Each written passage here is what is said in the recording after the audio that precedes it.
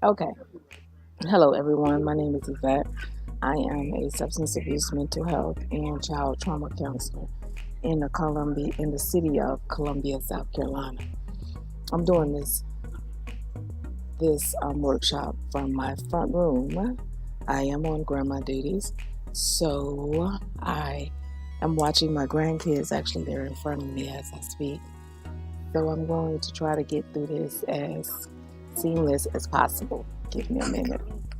And already one is bothering me. I am not getting up, son. I'm not getting up. Today we're talking about coping with the empty nest syndrome. The first thing we're going to do is define the emptiness syndrome, and that is, by definition, it is. This is my grandson, you guys.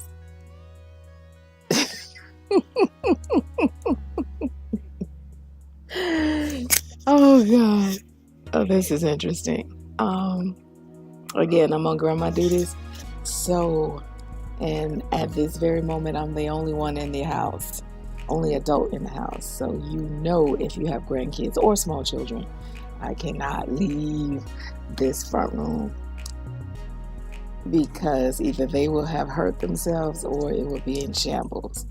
But anyway, I'm going to try to get through it. The definition of the emptiness syndrome, by definition, it's a sadness or emotional distress affecting parents whose children have grown up and left home. It's just that point in which the kids are all grown up and you're trying to figure out what next. As someone that has gone through that, and it was difficult because I didn't prepare for it. I didn't prepare at all. My kids grew up, they started going off to college, and I just thought that when they were left that everything was going to be good, that I was going to start enjoying myself, and that I would travel, have a good time, and my life would be grand. What actually happened was, as soon as they started leaving, the oldest one left, and then the next one left, and then my baby left. And when she left, I was actually home for 7 months by myself. Yep, I lasted 7 months. When I tell you that I did not go anywhere, I did not do anything. It was just me trying to get adjusted to that. And then I got on my face and I was bawling. I was crying because it was so lonely. I was the only one in this home and I was not prepared. And I just said, Lord, just let somebody come back. Well, my daughter was the youngest, and she went to college, and she spent the year in college. And when she came home that summer, she said, actually not 7 months, it was a year. When she came home after that year, she said that she wasn't going back. But by that time, between the 7 months and that year, I had kind of got accustomed to, putting things up. No dishes in the sink unless I put them there. Kids, nobody walking around or whatever I was in the floor, I left it there. And I had got accustomed to that. And then she started coming back. She came back, not sorry. She came back. And when she came back, it was shortly after that, my oldest son, maybe a couple of years later, my oldest son didn't come back. So she came back. Then my youngest son came back with a wife and a son, and a daughter. And then they had him while they were living with me. And then my sister came to live with me, her and her 3 children. So it went from a home of being one person. Well, I went from a place of being one person in my home to a place of 4 adults and 4 children. And when I say there was chaos, there was chaos. So now I'll talk about the degrees to the empty nest syndrome. The one thing that we need to understand is your the degree of the empty nest syndrome is going to be determined by how close you are with your children. So there may be some people that are not, unfortunately, really close. So when everyone leaves, it may be a sigh of relief, or it may be a really, really good thing. However, then there's the relationships where there's a actual healthy relationship. What I would like to say, a healthy relationship where there's a measure of sadness, but it can become, and that's my granddaughter, it can become tumultuous and really disheartening when children are a staple part of your life and then they leave and there's no preparedness. You've done nothing to prepare yourself for their departure. So the quality of the relationship is significant. Is going to make a great determination on the degree of the emptiness syndrome that you face, how sad you are, or how depressed you are. And there's my grandson. You gotta love kids. So, like I was saying, when it is a problem, it becomes a problem when your child departures releases overwhelming sadness, an inability to remain focused, and difficulty to continue on with everyday living and functioning. At this point, it's time to receive someone.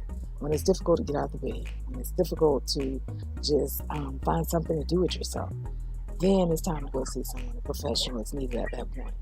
However, there are measures that you can take before it gets to that point. There are things that you can do before it gets to that point. If you find yourself getting in what I call maybe a funky place before they leave, then take that time to start to prepare yourself for their departure. Things that can be done is to find your place in society, find your place in life. What do you like to do for fun? Where do you like to go? Who do you like to hang out with? If all of those answers incorporate some degree or something to do with your children, then your degree of empty nest syndrome can be more significant than anyone that has a life outside of their children. It is very, very, very, very, very important to have a life outside of your children. That's not to say that your children are not inclusive in your life, because sometimes that line can be blurred when I hear or read on social media regarding parents, and they say things like, I don't go anywhere without my children. I don't do anything without my children. My children are the first and foremost in my life. Now, what happens is that's fine. And I commend anyone that put their children that high on the pedestal. But if there's no you, there's no children. If you are not taking care of you, then it is difficult to raise healthy children. If you don't have a round circle and a complete round circle where you have a social life and you have a personal life and you have just your life outside of your children, what your children do is they grow up to mimic that lifestyle. And either they feel that with a significant other, their children, or some other thing, their job or something like that. And then attaching yourself to anything or any person and not having a degree or definition of yourself outside of that thing is just, and I'm going to step out on the limb and say that's not healthy. Excuse you, I'm on the phone. I'm recording. Zuri? No, I'm recording. That's not healthy. That's just not healthy. So finding something outside of your children, finding something outside of yourself, not outside of yourself, but outside of what's going on right now, it's going to be a place that's going to put you in a better place so that when they leave or when everyone leaves, then you can survive and you won't find yourself in that funky place as I was praying that somebody return. And when they did, everybody returned with the children. And then it got to the point where it's like, okay, y'all go somewhere. What else can be done? Connect with friends that are in the same position in life. There are people that are retiring or that they're coming up on the empty nest syndrome where they don't have friends that are in the same position as them. They don't have friends that are facing the same challenges as they are. And what happens is, if you have someone that is retiring at the age of 52, 53, which I know someone, but has nobody else in their circle at that age that's retired, what do? Where do they go? What they do is, excuse you, what they do is they begin to realize that their life is really, really, really small. Their circle is really small. And they begin to try to fill it with boys. Now, some people go back to their children and try to become a more stable part of their children's lives. But there is nothing more humorous and comical, which is the same word, but there is nothing more that than an adult trying to manipulate another adult's life, that second adult is trying to become more independent. Talk about a clash. So I've seen that too, where adults try to adults because they don't have anything outside of their children. Once their children become adults, they begin to meander inside their children's lives. And what it does is it causes conflict. It causes stress. It strains the relationship. And people start not to like each other. And when they start not to like each other, that brings about a lot of things that parents and children maybe should not have faced at that very moment, but they did. And it becomes really interesting. What can happen is, if the relationship is, if somebody doesn't become the adult, then what does happen is, whoever's in that relationship, those two people either they can become enemies and then stay away from each other for a period of time. And that can be precious time that parents can either be building and actually guiding children versus trying to manipulate and dictate their lives. Connect with friends that are on the same point of lives. I said that. Become adventurous. Seek groups or organizations that are people in organizations where people that are like you. Find someone that's just like you and then attach yourself to it, especially when it comes to support groups. Find a group that is that you are, where y'all attributes are the same, and connect to it. And you'll find yourself being able to go through life in a better position or in a better way than sitting at home twiddling your thumbs going, what do I do now? What do I do now? I found a group, it's come on my feed a few times.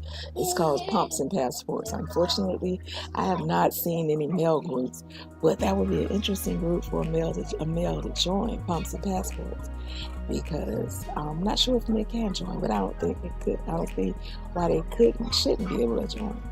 But Pumps and Passports, or Google traveling groups for older single married couples, singles or married couples. Be careful with your selection, because I don't want anyone to be taken advantage of, or to be put in a situation where you have to compromise your integrity or compromise who you are, or your life is at stake because you didn't do due diligence. And it would be irresponsible of me not to mention that. Please, please, please check these groups out, or do some type of research as much as you can before you attach yourself to a group that you know nothing about. And it's always good to have at least one person to go with you, because ride or dies, you join a group and it may not be, or it is, with whatever you want. At least if you got one other person with you, y'all can fight to the end. Get control of your fears. Your fears are going to tell you that you're alone, you don't have anybody around you, there's nothing going on with your life. I mean, those things, especially, I tell clients consistently, the worst place to go alone is in your head. Take somebody with you. Write down your fears.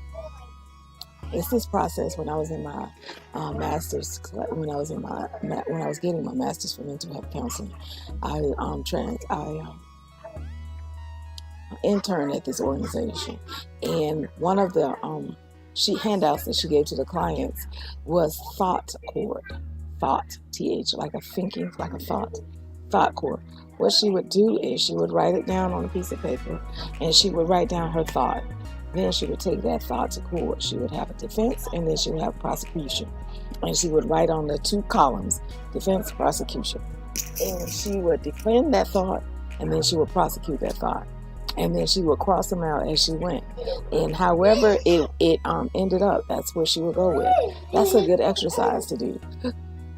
To take those fears, those thoughts, or those anything to thought court, and see if it can stand on its own leg.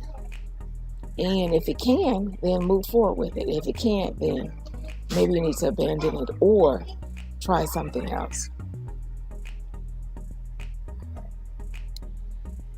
Boomerang. Now that's interesting. What does that have to do with empty nest syndrome? It has a lot to do. You have these boomerang children. These are the children that are grown. They leave home, go off to college, or they go off for a while, then they come back. Not only do they come back, but they come back with little people. And so now you got to get readjusted to adults. Now, what happens in this situation that I found out what happens in this situation is when the children go off, you have your mindset as to the child that left the house. When the child goes off, they have their mindset on the parent that they left. And when they come back, everybody has grown. Everybody is no longer in the same place that they was in